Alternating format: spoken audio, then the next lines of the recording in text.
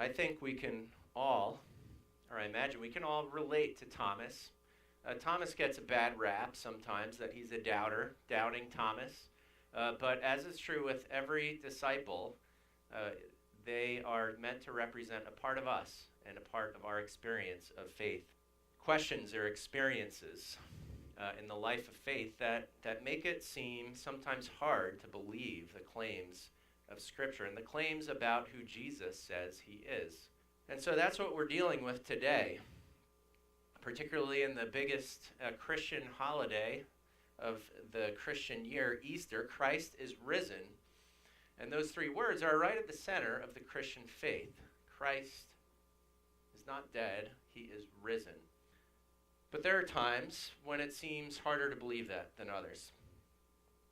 For people of faith and for people who are struggling to come to faith at all. And people end up having a hard time believing for all kinds of reasons. Sometimes it's because of a tragedy. Other times it's because someone who has borne the name of Christian has not acted so Christianly, has not lived out the way that Jesus meant for us to live.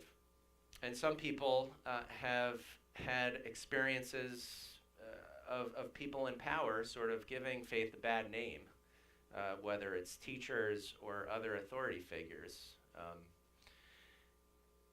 Others have come to the conclusion that there are things in terms of how we come to know the world through natural sciences that are at odds with the faith, and that's something that gets passed on and passed along. That's also not true, but that's sometimes why people come to have problems believing. And the good news about this is that it's right in the heart of the Bible that one of the 12 people that were most close to Jesus had a really hard time believing.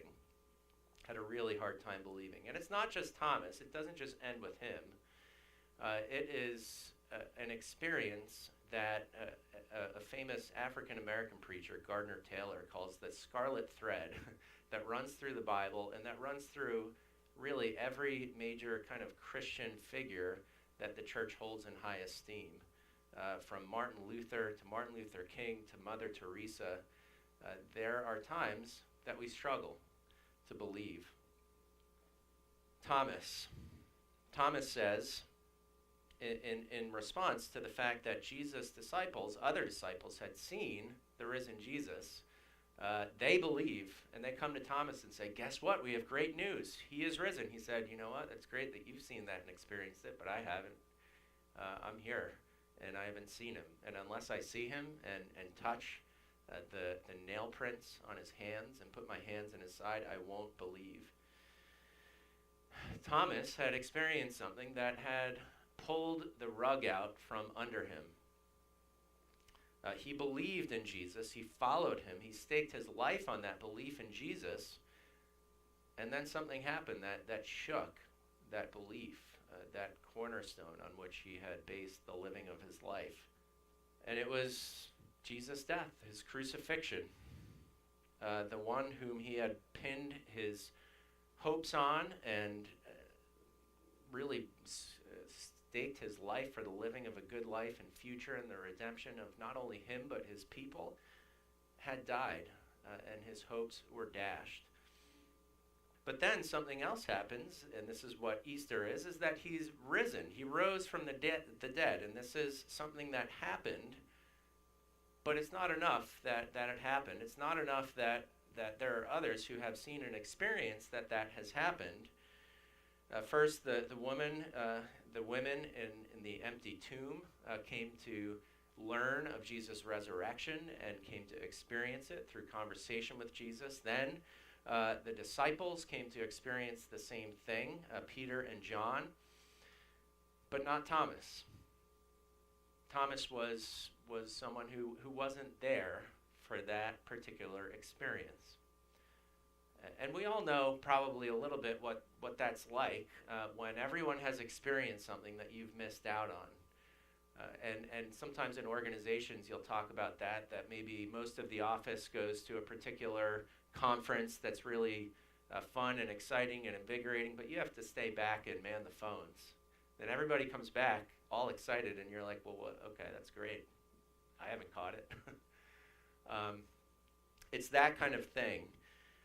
But another thing to note here is that this day, on Sunday, they continued to gather together in spite of their doubts, in spite of their struggles, in spite of all that happened in their lives to seemingly pull the rug out from under them and destroy the foundations of their life. On Sunday, they got together again. They got up, they got together again. And it's on Sunday, it's on that first day of the week. Jesus was risen on the first day of the week. He comes again and reveals himself, not only to the people who had been there and seen him before, but to people who hadn't experienced it. And he did that so that they may come again and believe in him. Believe in Jesus. Now, we've talked about this before, but that word and that saying, believe in Jesus, is a phrase that gets thrown around a lot, and it's one of those sayings that is an important saying in the Christian faith, but it's also something that we hear a lot about and sometimes seems like white noise. So we're going to look a little bit into that, that what's being said here, as it's translated from the Greek where the Bible is written in, is that it's believing into Jesus. Believing into Jesus. Now, that's not a phrase that we use, right? It sounds foreign to our ears. But we do use that word into when we talk about other things. So, for example, you might say, I'm really into classical music. And you show that by the fact that you listen to a lot of classical music. And you may buy tickets to the symphony and go and enjoy that. And you may take comfort in some of the songs of Bach and Mozart. Or like me, you might say, I'm really into Metallica, and buy a ticket to go see them in Atlanta with your college roommates. For example, I've shown that I'm into them by doing that. But that's the sense of that word, believe in Jesus, believe into Jesus. When you say that, you're not just showing your intellectual or mental assent to an idea. Believing into Jesus means that you are into Jesus in the same way you're into your family when you spend holidays together with them, or into your spouse, or into music. It's a sign of relationship. It's a sign of love and interest in, and it's a sign of that love and interest and relationship bearing fruit in your lives in the form of actions in a particular way of living your life. In the Bible, the word belief is also tied up with the word trust. That word belief and trust are also translated, it's the same word that's translated in different ways in different places. Belief in Jesus is being trusting, is trusting and trusting yourself, trusting in the source of life itself.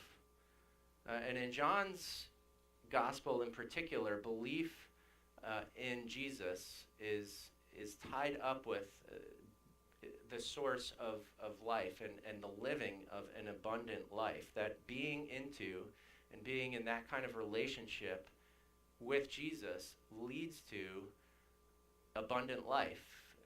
It's in John where Jesus says, I have come so that you may have life and have it fully.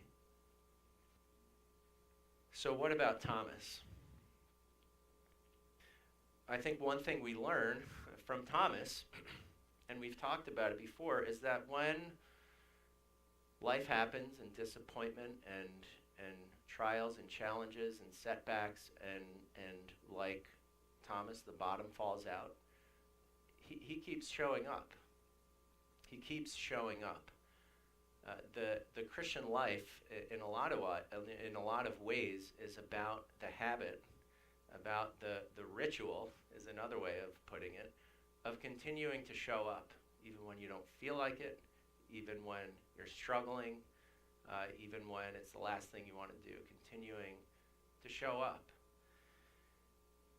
And Jesus shows up. Jesus shows up there. Jesus invites Thomas to bring his grief, his disappointment, his struggles with believing, to bring them to him, to reach out his hand. And maybe you've experienced times of spiritual dryness or disappointment, and I'm not like anybody who's also experienced that. I certainly have too. And in the midst of it, it's hard. It can be, it can feel like the lifeblood's being drained from you. But we know that Jesus is with us. We know that Jesus is with us there. We know that Jesus, even when we can't sense that he is with us and that he is risen, he is.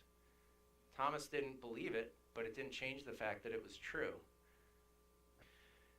The other piece of that is that sometimes when we are going through those types of experiences, God uses those experiences that in and of themselves are not good, but God walks with them through us and uses those experiences to reveal himself in new and powerful ways.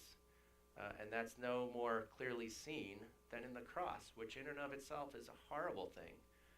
But in it, Jesus shows the depths of God's love for us, that God goes even there, and that even that place is not too far, and even that is not powerful enough to quench God's love for us.